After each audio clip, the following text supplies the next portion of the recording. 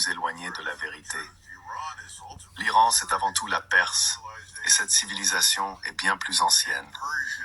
La civilisation perse, la pensée perse, la philosophie perse, l'art et l'histoire perse, tout cela a affirmé sa prééminence au cours des 25 à 30 dernières années.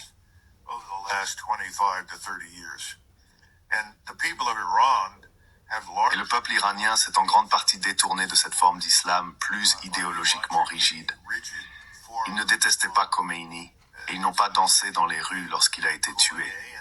Au contraire, les gens le voyaient comme un être humain très, je pense, humble et décent. Il a sacrifié sa vie. Il est resté là où il savait qu'il serait tué. Le fait de l'avoir tué en a fait un martyr que même ceux qui n'aiment pas l'islam peuvent honorer.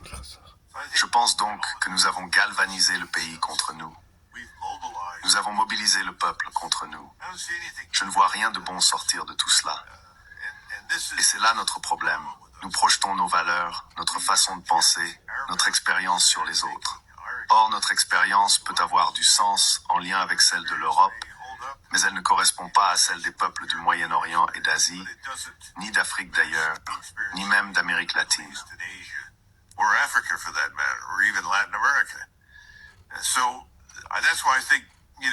C'est pourquoi je pense que nous vivons aujourd'hui dans un monde différent, un monde que nous ne comprenons même pas.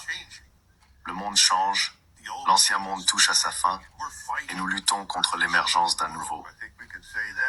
Je crois qu'on peut le dire ainsi. Vous savez, l'avenir du monde n'est plus écrit par nous. Et qu'est-ce que la victoire dans cette guerre? Eh bien, je pense qu'en vérité, la victoire, c'est la stabilité. Et nous avons tout fait pour détruire cette stabilité. La stabilité des marchés, du commerce, des échanges, de la confiance entre États.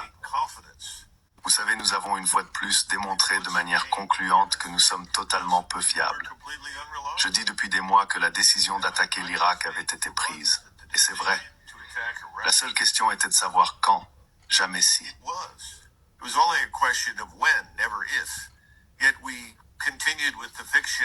Pourtant, nous avons continué à entretenir la fiction selon laquelle des négociations étaient en cours. Cela nous a nui avec la Russie, cela nous a nui avec la Chine, cela nous a détruits au Moyen-Orient. Nous suivons rapidement Israël dans ce coin réservé aux États parias. Par exemple, les Indiens dépendent de 2,6 millions de barils de pétrole du Golfe Persique qui arrivent chaque jour dans leur port. Quand cela s'arrêtera, chaque famille indienne sera en quelque sorte contrainte de payer un impôt de guerre pour lequel elle n'a jamais voté.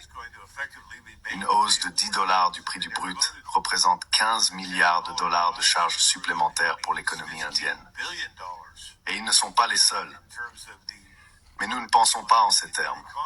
Nous ne réfléchissons pas à l'impact que cela a sur les autres. Il n'y a aucune conscience de ce genre de choses.